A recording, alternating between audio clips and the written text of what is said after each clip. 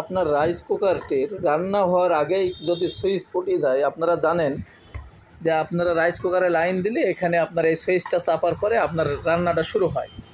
তো এক পর্যায়ে যদি কিছুক্ষণ পরে রান্না শেষ হওয়ার আগেই যদি আপনার সুইচটা উঠে যায়, নিজে নিজে উঠে যায়, তাহলে আপনি বুঝবেন যে রাইস কুকারটির সমস্যা।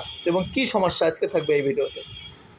তো এই রাইস কুকারটির সুইচ উঠে যাওয়ার কয়েকটা সমস্যা থাকে, তার ভিতরে একটা মেন সমস্যা থাকে, সেটা হলো ম্যাগনেটারটা নষ্ট থাকলে। তো আমরা এই ম্যাগনেটারটা চেঞ্জ করে দিছি, চেঞ্জ করার পরেও কিন্তু একই সমস্যা আছে।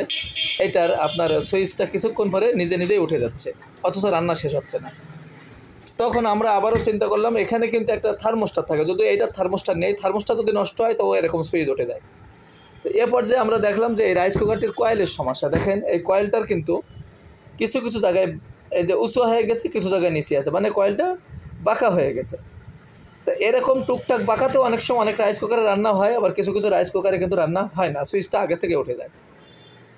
আপনাদের যদি রাইস কুকারটি বারবার সুইচ উঠে যায়, তাহলে বুঝবেন যে আপনার ম্যাগনেটার সমস্যা, থার্মোস্টার সমস্যা এবং কয়েল, এই তিনটার সমস্যা হলে কিন্তু আপনার রাইস কুকারটি রান্না হওয়ার আগে কিন্তু সুইচটা উঠে যাবে।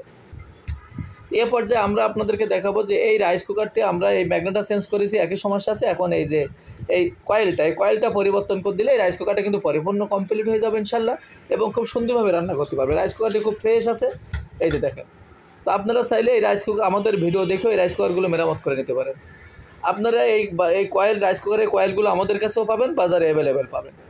এই রাইস কুকারটার কয়েল আছে 1000 ওয়াট, এখানে লেখা আছে কয়েলের গায়ে 1000 ওয়াট, 220 ভোল্ট। এই রাইস কুকারটা 2.8 লিটার। আপনারা সবসময় এই রাইস কুকার যখন কয়েলটা চেঞ্জ করবেন, আপনারা এই যে কানেকশনগুলো একটা ছবি তুলে রাখবেন, তাহলে আপনাদের পরবর্তী কানেকশন দিতে খুব সুবিধা হবে। এই পর্যায়ে আমরা পুরো রাইস কুকারটা এখন খুলবো এবং এই কয়েলটা নতুন বাজার থেকে আনবো।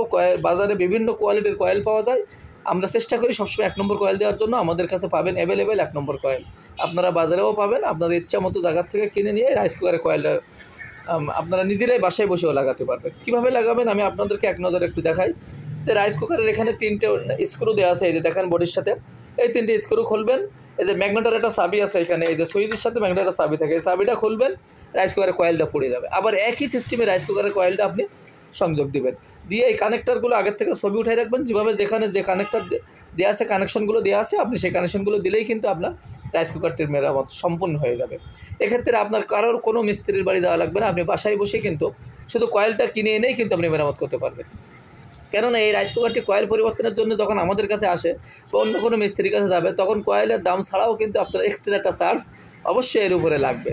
তা আপনি এই চার্জ থেকে যদি বাঁচতে চান বা এই চার্জ যদি আপনি না দিতে চান, আপনি বাড়িতে বসে আমাদের এই ভিডিও দেখে খুব সুন্দরভাবে রাইস কুকারের কয়েল মেরামত করতে পারেন বা পরিবর্তন করতে পারেন। এই ম্যাগনেটার চেঞ্জ করতে পারেন। ম্যাগনেটার চেঞ্জ করার জন্য এখানে দেখেন 2টো ঘাট আছে, এই ঘাট দুটো আপনি স্ক্রু দিয়ে ড্রাইভার দিয়ে আপনি ফ্ল্যাট ড্রাইভার দিয়ে চাপ দিলেই কিন্তু ঘাট দুটো বসে যাবে এবং এই ম্যাগনেটারটা কিন্তু পড়ে যাবে। আবার নতুন একটা ম্যাগনেটার আপনি এভাবে পরাই দিয়ে এই দুটো কিন্তু ফ্ল্যাট ড্রাইভার দিয়ে আপনি উঠাই দিলে এই চাবিটা আটকে যাবে, এবং এই সুইচের যে স্ট্যান্ড আছে, স্ট্যান্ডের সাথে কিন্তু এই ঘাটটা আপনি পরাই দিলেই কিন্তু আপনার এই ম্যাগনেটারটা চেঞ্জ হয়ে যাবে। এভাবে খুব সহজেই কিন্তু আপনি বাড়িতে বসে এগুলো মেরামত করতে পারেন, আপনার কোথাও যাওয়া লাগবে না। আমাদের ভিডিওগুলো দেখলেও আপনি মেরামত করতে পারবেন। এছাড়া আমাদের হোয়াটসঅ্যাপ নম্বরে ভয়েস দিলে আমরা আপনাকে সর্বাত্মক সহযোগিতা করবো ইনশাল্লাহ। তা আমরা এই রাইস কুকারটির কয়েল সম্পূর্ণ পরিবর্তন করে নতুন একটা কয়েল লাগাই আপনাদেরকে দেখাবো যে আসলে এই কয়েল পরিবর্তন করার পরে রাইস কুকারটি আর সমস্যা হচ্ছে কিনা।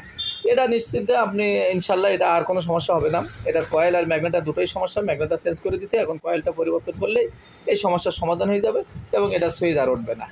তো এটাই ছিল আজকের ভিডিও। আমাদের সাথে থাকুন, আমাদের চ্যানেলকে সাবস্ক্রাইব, লাইক, কমেন্ট করে এবং আমাদের ফেসবুক পেজকে ফলো করে আমাদের সাথে থাকবেন। আসসালামু আলাইকুম।